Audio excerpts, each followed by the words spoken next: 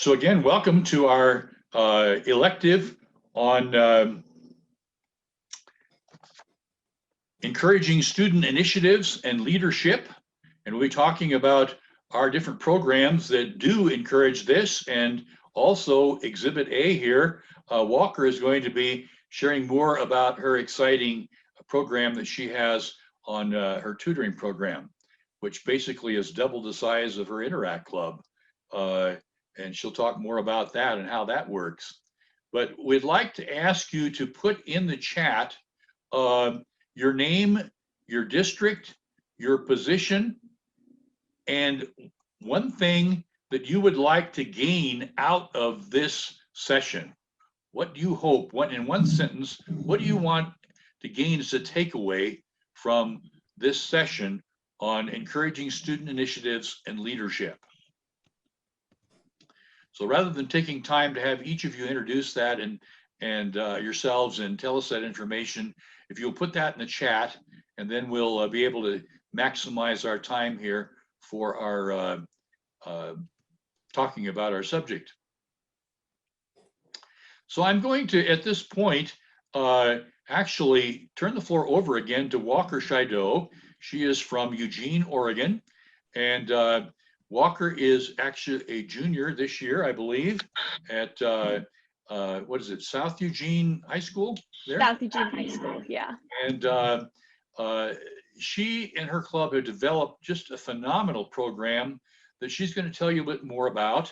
And this is a package that she can share that could be replicated in any district with any club anywhere. And I think you're going to be amazed when she unrolls this thing for you. But Walker, let's talk a little more about your program. Awesome. So as I mentioned before, our program is a volunteer-based student-led program by one of your club members.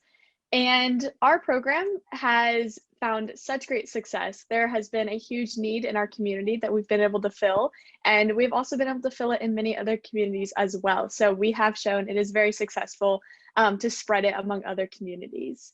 Today, I want to go through the resources I talked about. Our club has worked really hard to develop this program. We took all of the work that a club would need to put in to figure out how to run this program, what to do, and we've taken all of that off your plate. So we've created a little folder of resources that we can share with every club, and they can make it their own and they can run the program completely out of those. So that's what I'm going to share with you today. And then at the end of the presentation, there'll be plenty of time for any additional questions that may come up after I go over that. So here's our little entry page. We call our program the Rotary Interact Community Tutoring Program, and you can see my contact information down there, but I will be posting it in the chat later on in the meeting. The first thing I want to take us to is what a tutor sees when they sign up. So as Art mentioned, our club has almost doubled our membership through this program alone, because we do require all of our tutors to be members of the club. And with people wanting to be tutors, they join the club, and many of them become super active members of our club as well. So they get involved in other projects our club is running. And we found a lot of success with that. I know a lot of clubs are struggling with membership. That was one of our concerns at the start of the school year, especially with many people being virtual. Our school is completely online, so we totally understand the difficulties around that. And this has been a great solution for that problem.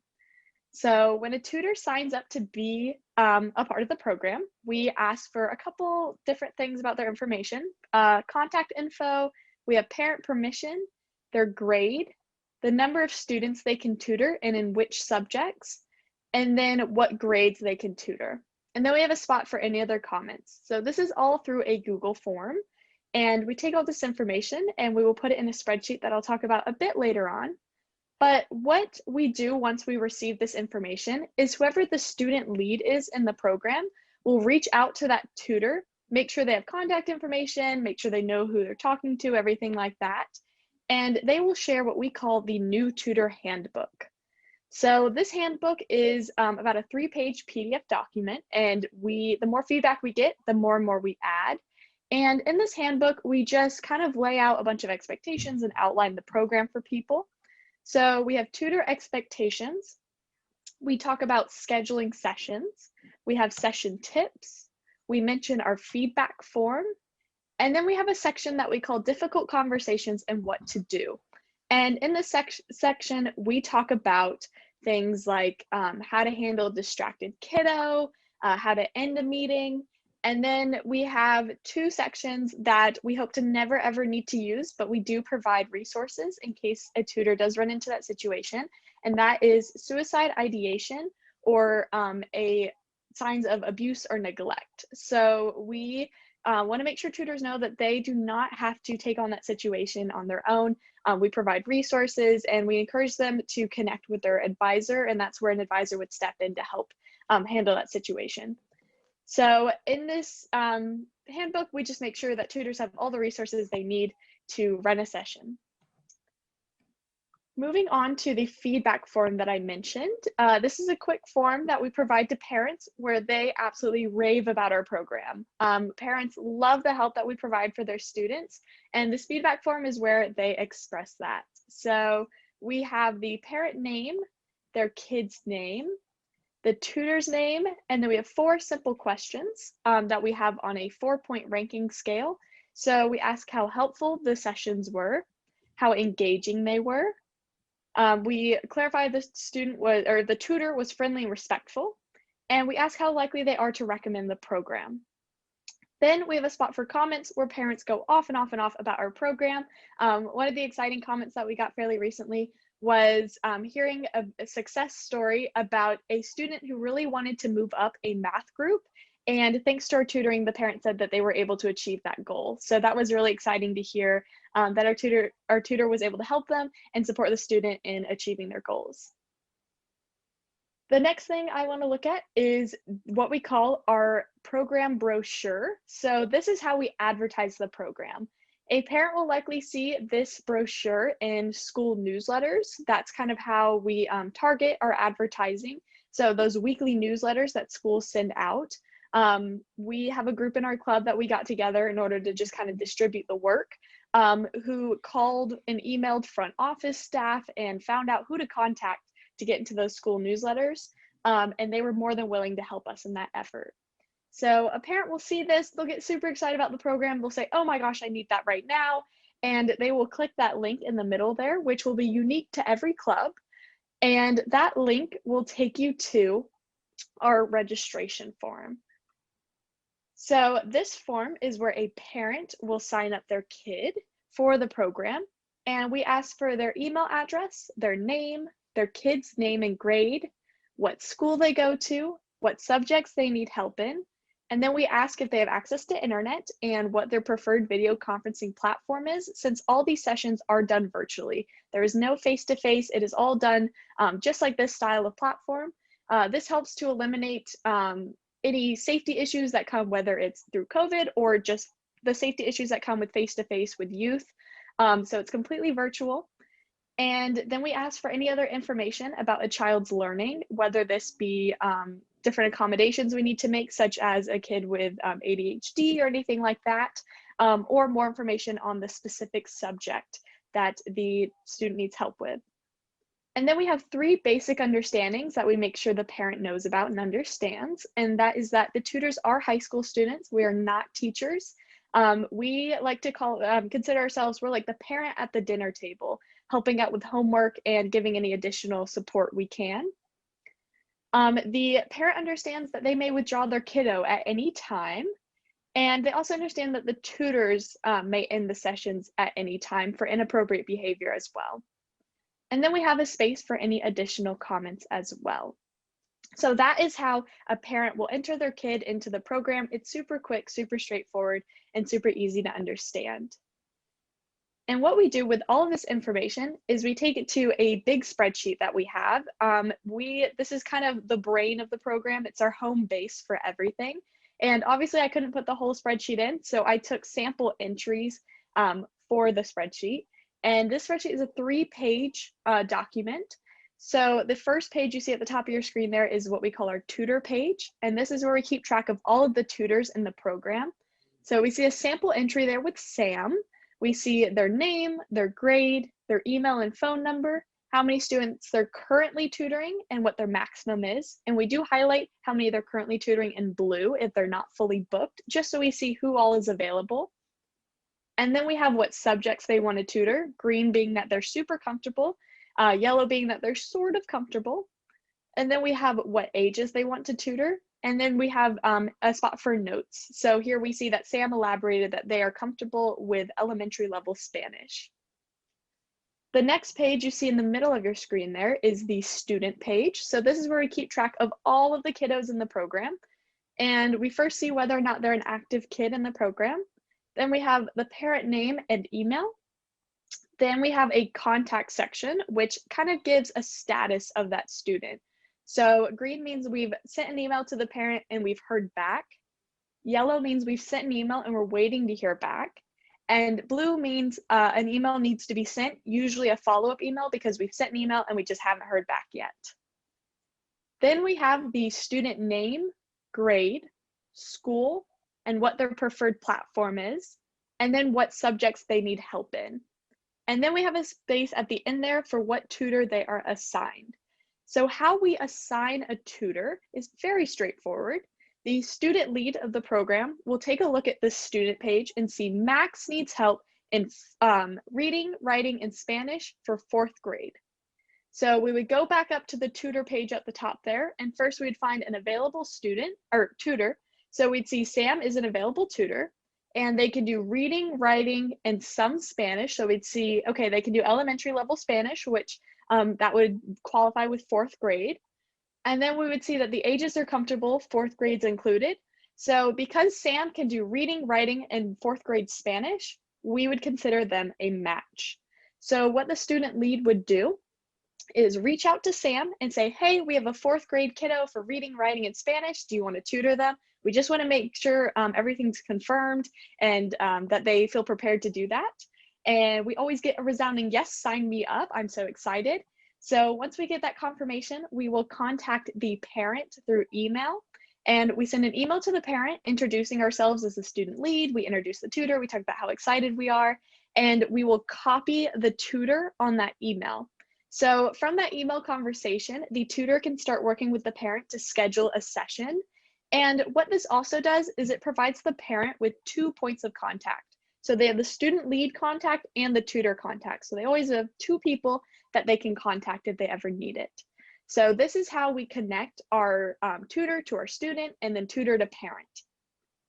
The last part you see at the bottom of your screen there is the feedback page. And this is where we just keep track of all of our entries from that feedback form. So we have the student name, the parent name, the tutor's name, and then we have our 4-point scale is kind of color coded there to show what response we got. And then we have a comment section there where we keep track of all of our wonderful comments. So that is kind of the home base of our program, and that is how we run the program. And as I mentioned, all of these resources are provided to clubs who want to start the program in the form of a folder. So we just share it via email, and they make copies of all those documents and make their own folder they run the program out of. And it is super easy to implement, to understand, and to manage the program. We have found great success, and I am always available to help. I love to stay in contact with every new club that takes on the program to make sure that they find the greatest success that they can.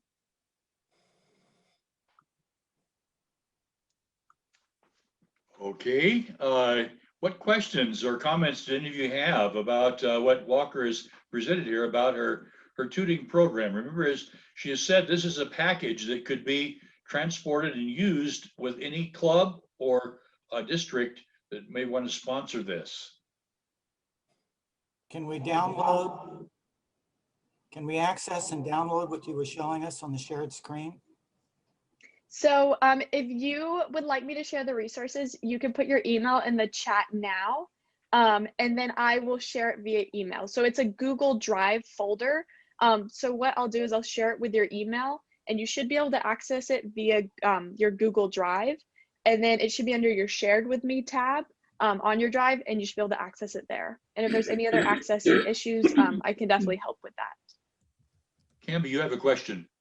Yeah, a fantastic presentation, Walker. I just had couple questions actually. To initiate it, now, is it something then you start at one school, then you would contact like the principal and sell them on the program essentially and show them how it works? How does that get started? So what we did is we decided to stick with our feeder schools. So all the schools that end up feeding into our high school. And that has been really helpful with managing the demand with the amount of tutors we have available. So what we did is we contacted the front office staff, which a large part of that was to find out who writes those newsletters to advertise. But another part of that was also to get kind of the thumbs up from school administration. So we have found that there's no requirement to get school administration approval since it is a community-based program and it is peer-to-peer, but it's always a good thing to make sure that you get the green light. So we have found a lot of administrations have absolutely loved this program and have been really helpful to support us in spreading it. And just one more quick question too. Is it a web-based system then? So what do you mean by web-based? As far as like the forms, the spreadsheet, when you say have a parent who wants to go in and register their kiddo, their child into the program, is it a website that they go to and then it fills out with fields within the website itself? How does that work? So our club, my personal high school club, we actually do have a website. And so we run ours through our website. But we, when looking to spread the program, identified that that is something that not all clubs can have. So that's why we created the Google form options. If your club does have a website or kind of a home base where they keep their resources, or if you're high school, if you're willing, or if you're a middle school club as well, if you're able to work with those schools to get this information on their websites, that's an option as well. Is you can put you know, that program brochure that has the link on it or something like that for parents to access. How do you vet your tutors? So all of our tutors, like I said, we require them to be members of Interact Club, which that in itself takes a special kind of person, definitely a leader in the community. And then how we also do it is all of our club members, we know them through going to school together. So our kind of group that we worked with to put together this program and how we worked to spread the program, amongst all of us, we know all the tutors. So that's how we've worked to vetted people, is we never had a person sign up that we were like, oh, they wouldn't be super great. But through just knowing them, that's how we kind of vet them. And then also having the dedication to come to weekly meetings and things like that. We haven't had an issue at all. And then we also do suggest, we don't have a GPA requirement or anything like that, but we do suggest that if tutors are nervous about doing maybe the older levels or more advanced subjects, that they start at the elementary level and then they can kind of work their confidence up from there. Shab, you had a question.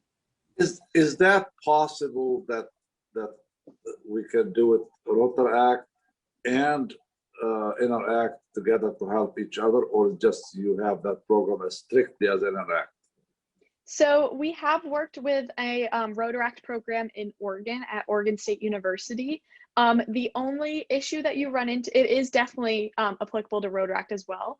The only issue we run into is a bit of legal stuff gets involved, since you are getting more adult to student. You're kind of getting out of school district at that point.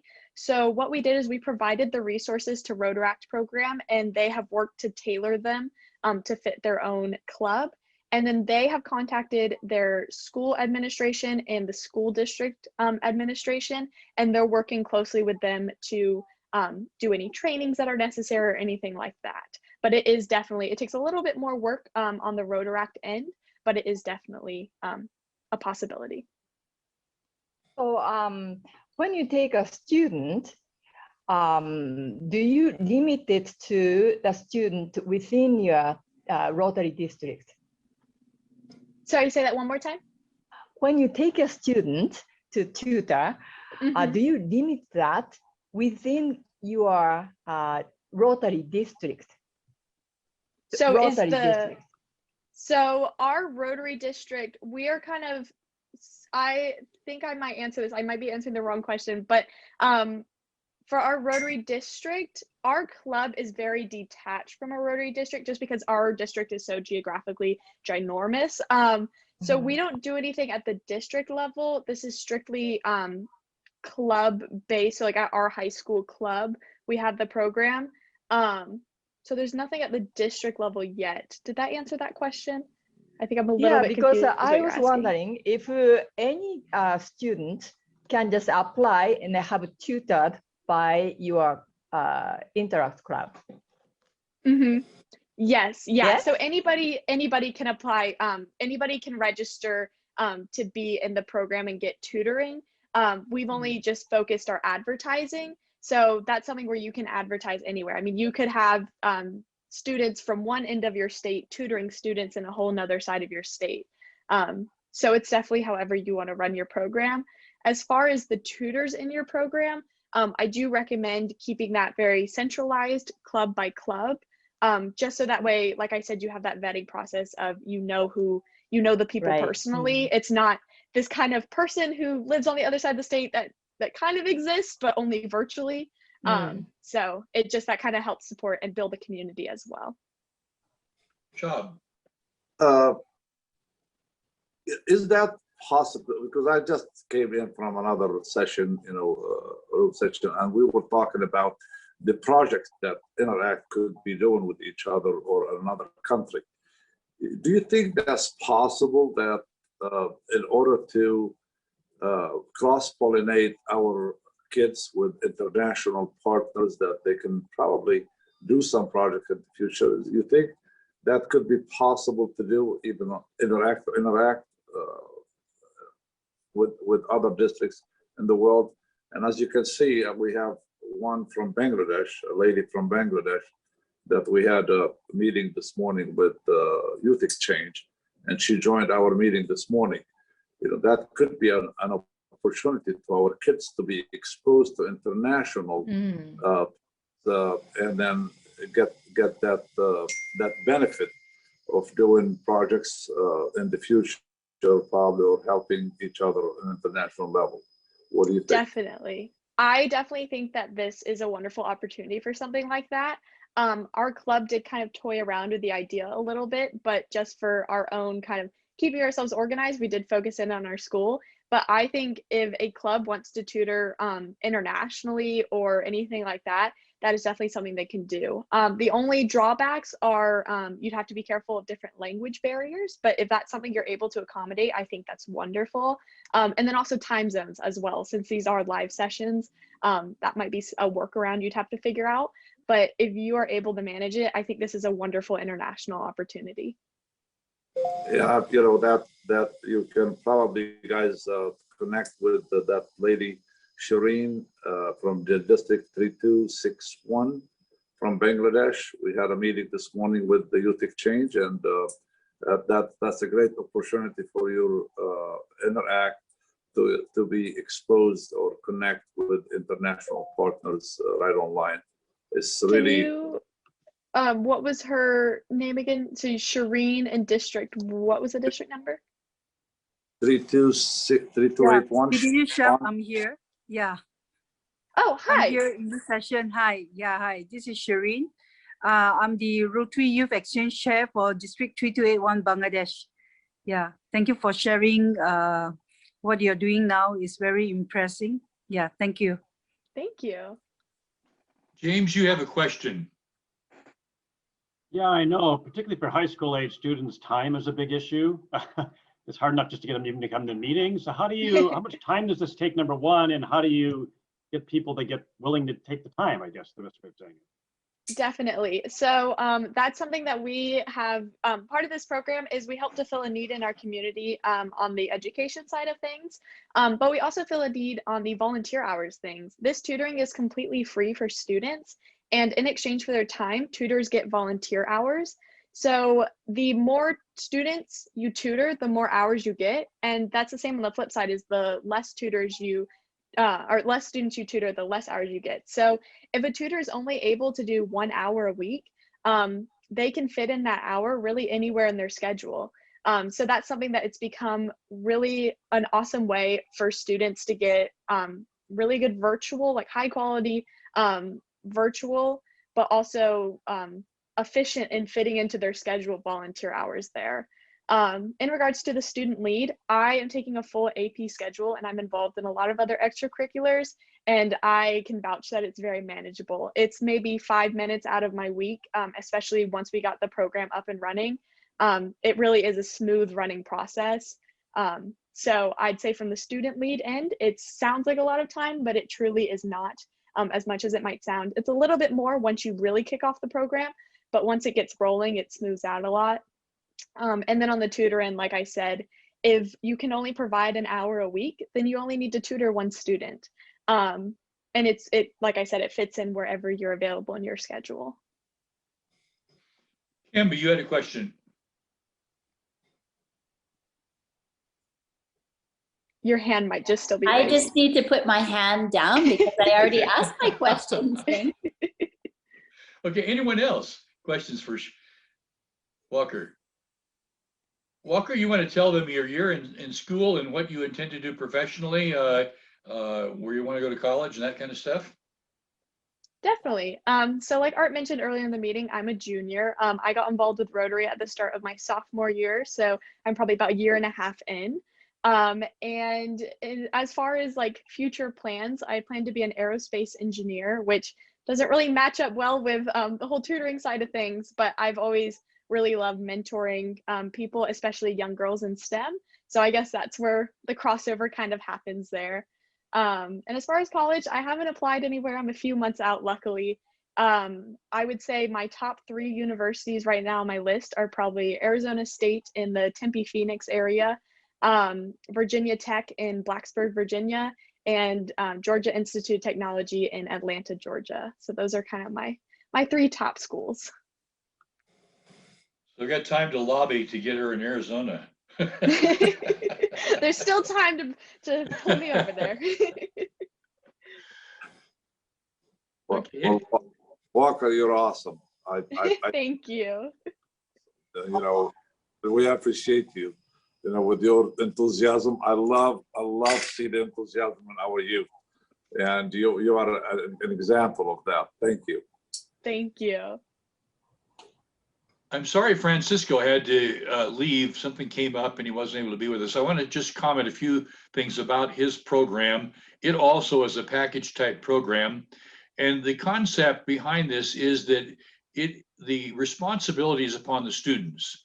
They have to go in and they enter their hours that they are hoping to be able to be certified for, their volunteer hours. And then periodically their advisors go in and review that, and they approve the hours that they are willing to sign off on and say, yes, the student did do this project, and yes, we will approve these hours. Then out of all of this, eventually a transcript can be produced that with the advisor's signature on it, that can be utilized for college admission, can be used for scholarship applications and so forth. This takes a lot of load off the advisor of trying to keep track of all this stuff in advisor's notebook. It's something that is totally up to the students to go on and log in their hours on a project, and then the advisors come on at their time, at their however it fits into their schedule, to be able to review those things and to sign off on the hours in this program. Some of the clubs are using this strictly for an Interact Club tracking process. Actually, Red Rock High School in Sedona and a couple other schools have adopted this program, Volunteer Hero Program, for tracking all of their volunteer hours for their different clubs in their high school. And so it's very adaptable. Again, it's a package type thing. If you're interested in that, I'm sure Francisco would be happy to share that with you. The thing that impresses me about these programs is that these are totally student developed programs. They're not something that Rotary did for the students. They're not something even that Rotary said, can you do this? They saw a need, they responded to that need, and they developed a program. And they decided to create it in such a way that not only was it going to benefit their club, but they could take this and use this, and anyone else in Rotary or Interact could use these programs as well. And so this is really, I think, a phenomenal thing that we wanted to share with you, these two programs as part of this Interact conference. Any questions that any of you may have at this point before I go on and talk to you about our district's leadership development program at the club, district, and international levels? I have one more question. Yes. So this is a question to Walker. When a tutor approached the student, probably many of the students are not as motivated as their parents. You know, parents are really concerned that they are a little behind. So how the tutor motivate the student?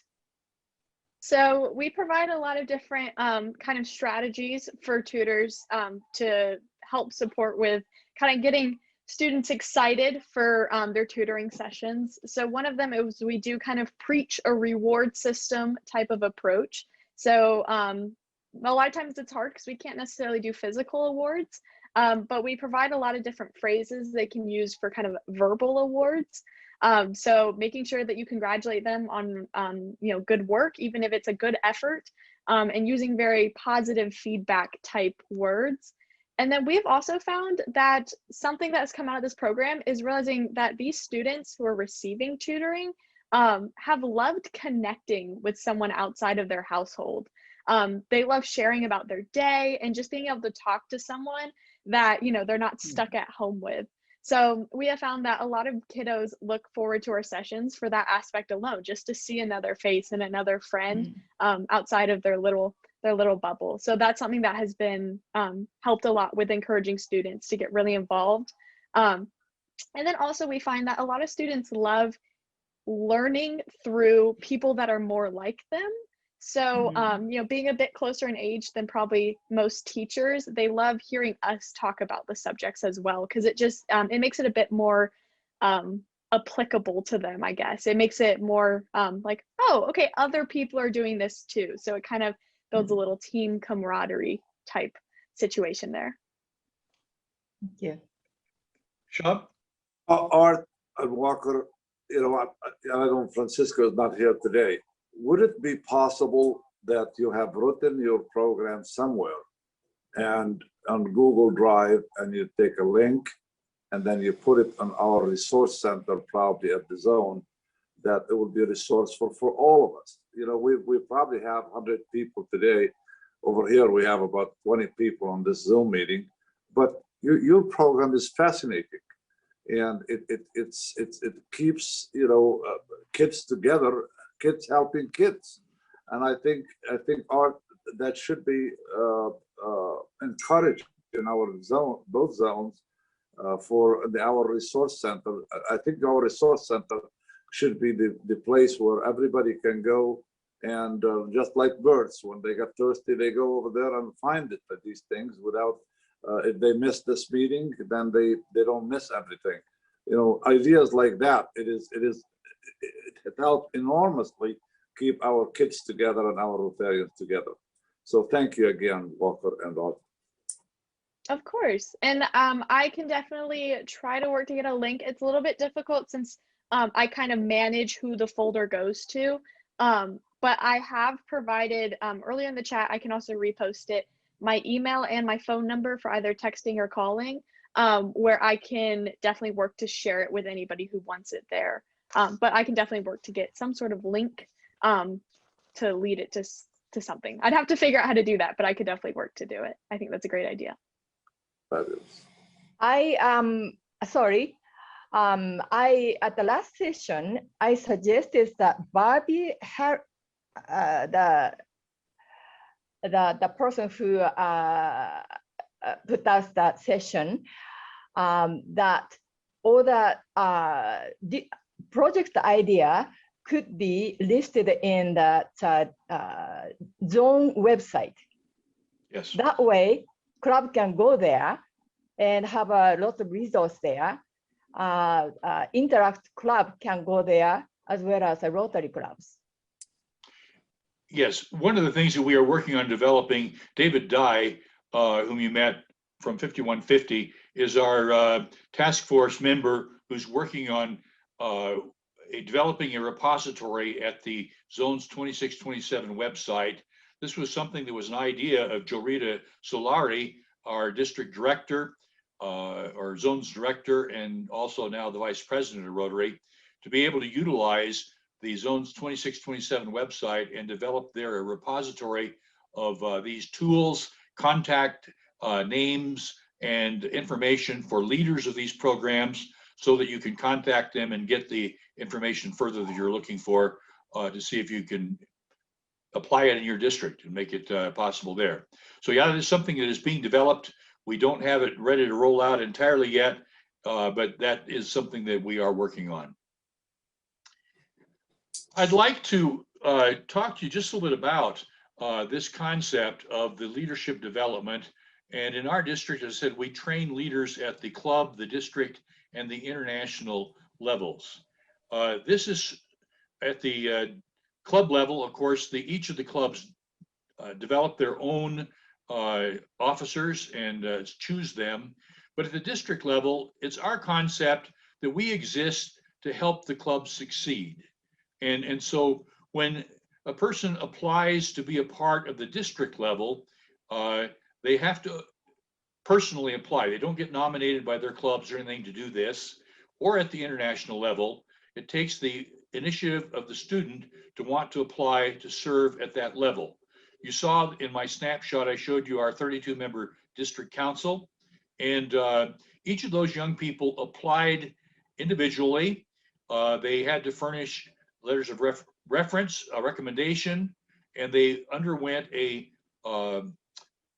personal interview online. And from those, then we selected the young people who were going to be on our council for that year. They had to understand that this is a huge commitment, and they had to also understand that we are not taking them away from leadership in their clubs. We want them to understand they are still to be a leader in their own Interact club, as well as working with 3 to 5 other Interact clubs that are going to be assigned to them. So unless they're willing to make that time commitment to do that, we really are not ready for them to be on the council.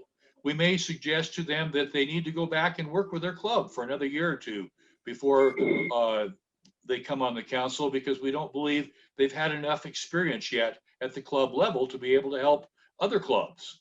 And so when we select a person to be on our council, they understand there is a mandatory training program, our annual district council retreat, that they must attend and participate in. And then they're going to be involved in the virtual meetings at least monthly, and at times more than monthly, particularly if they have an assignment and working with a committee and a group and a project there with our council. But this is totally upon the young people. As I said, if they want to serve at the district level, they apply to do that, and then they undergo the process of selection, and we select them for that. The same is true for our international service program. They have to understand that they are making a major commitment for 6 months of training to be a part of this Interact Ambassadors team that's going to be going to Kenya or going to Central Mexico. The reason for these countries is that our district has some very, very strong long-term partnerships in these 2 areas with the Rotary districts there. And we have some trusted friends, people that we believe can host our teams when we send them there and help to plan the agendas for them to enable them to go and to help distribute these mobility devices, as well as participate in some other projects while they're in those countries. So the process for a person to apply for the council for district level, they have to apply by April 15th. And then we, by the 1st of May, we have selected our council leaders and selected our members of the council. And by July, we will have then our annual district council retreat, the training program, and get going for the year. For those that apply for the international level, they must apply by December 1st. We will then go through the applications. We have a selection committee. They will be interviewed online in January. By the end of January, we will have selected our teams. We also will have selected our adult advisors for those teams. As far as funding, we will raise funds from our Rotary clubs and anyone else that is interested in supporting this. This year, we're raising $35,000 for this program. A large part of that goes to shipping the containers. Shipping is not cheap. As we said, we sent a 46-foot load by semi-trailer to central Mexico in December, and we are sending this week, we just loaded in Glendale, Arizona from our corporate partner. We loaded a 40-foot container that is going to Uganda that'll be shared with Kenya as well there. We are very, very fortunate to have a corporate sponsor, American Furniture Warehouse, that stores all of this and inventories all the equipment for us, and then they load the containers from there. The young people will be able, that qualify for our international program, will have their airfare provided and their insurance for the team, but the adult advisors pay their own way. If they elect to be a part of this program, they pay their own airfare. And the young people also understand that they will be asked to contribute $750 toward the in-country expenses. That goes for rental vans and some of the travel meals and stuff like that. They're responsible for that $750 contribution. They also are responsible for their own cost of their passports, their visas, their inoculations, and for those going to Kenya, that can be a rather hefty tab there. We generally figure it's going to be about $1,500 for the airfare round trip for the young people. Probably it'll be close to $1,500 that they will be responsible and their families. Rotary clubs and Interact clubs can help them with those funds, and some of them have done some very creative fundraising to help them cover their costs. They will, once they are selected for the program, they will be a part of a bi-weekly online training session. Now, we have a curriculum for that, but we don't, as adults, teach that curriculum. Instead, the young people take a segment of the curriculum they are assigned, they must research that, and they develop their PowerPoints, and they teach each other. There's no better way to learn a subject than to have to teach somebody else. And so these young people teach the curriculum to each other. We have an exit interview when they come back from their experience in the country, and we ask them, did we train you sufficiently for your assignment? And what we find is that they tell us, yes, you taught us what we needed to know, plus more. But if you hadn't taught us the plus more, we would not have understood the conversations going around us and been able to participate in those. And so this is the way we run our program. We've been doing this now. We've sent 4 teams to Kenya. We're expanding the program this year, as we said, to Central Mexico as well. We will send usually a team of about 6 interactors. We could not send our teams this last summer, so we're expanding those teams. We have 8 going to Kenya. I believe we have 8 also going to Central Mexico with a group of adult advisors going with the teams. Questions about that program? Beautiful. Thank you. Let me also say that we are continually advocating for understanding that people like Walker here are not only the leaders for Rotary in the future, but they've got a lot to offer right now. Let me give you an example. You probably know that we've added a 7th area of focus for Rotary, supporting the environment. And our Rotary district governor was trying to find some Rotarian to head up the district's committee for that. She was having a problem.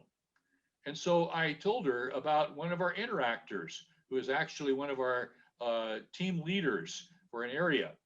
I learned that this girl had, on her own initiative, become a member of Rotary's program for sustaining the environment out there, and one of Rotary's action groups. And She Ezra. had been appointed as one of the Interact ambassadors or young ambassadors for this program. And so our district governor said she would be ideal. So for the first time in over 100 years in our district, we now have an interactor who is chairing a Rotary committee for the district. And she's doing a phenomenal job. And so I want people to understand that our Interact and our Rotaract programs are really the farm teams for Rotary leadership. And we need to reach down into these groups and find the people who have these special talents that we need up in Rotary and start plugging them in and even having them lead the programs as we're doing in this case. So we're kind of running out of time here. I believe we're probably going to be called back in the general session in just a couple of minutes, but any other questions or comments? Well, Walker, I just want to introduce you to my exchange student from Bangladesh, and I invited her for this meeting. As we all know, we should invite our exchange students to our activities. And her name is Kamida Ridwara. And if Kamida put her information in, you probably want to get an international friend for you and your club and connect with her. So Kamida, please connect with Walker and any other interact on this meeting. So thank you for being here with us and with your advisor, Shireen. So thank you very much for being here with us today. And as you can, as Arthur's saying, you know, about Rotaract, Interact, and Youth Exchange, it is possible. Although Rotary International has canceled the program, but as you can see, we have active Youth Exchange with us right now on this meeting from another country and listening to what we do. And that's how we cross-pollination across our nations and develop our leadership. So thank you very much for being here. Okay, thank you all for joining this session. I hope you found something of value here. We've had a tough time having to go to virtual, but we've been able to feature some of our outstanding programs and have them teach us what they're doing to succeed. Thank you again for joining us. We'll be going back to the general session. Thank you, everyone. And my contact info is in the chat once again. Thank you. Thank you. Kamida, take it down, please, also.